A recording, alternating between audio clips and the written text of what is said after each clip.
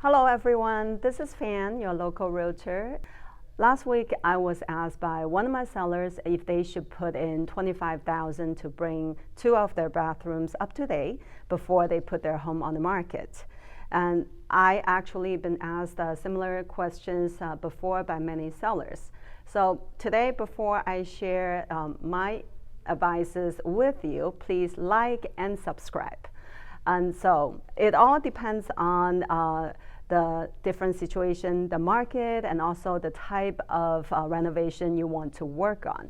And so like a hyper competitive market like these days, if your home is priced right, packaged right, you are most likely able to receive more than 3 offers. And the buyers, they are, in most cases, they are able to overlook those minor cosmetic repairs if it means they are able to snag the property within their price range.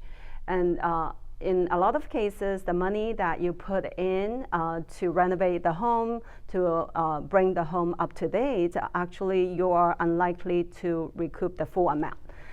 Let's say the chart here is showing the garage door replacement. Yes, probably you're able to get most of the money back because it's lower in cost. But the major renovation like bathrooms, kitchen renovation, you probably are only going to recoup about 60-some%. So with a market like this these days, save yourself some headache and also the hassle of having the contractor come in the house, making a big mess while you are struggling to work from home.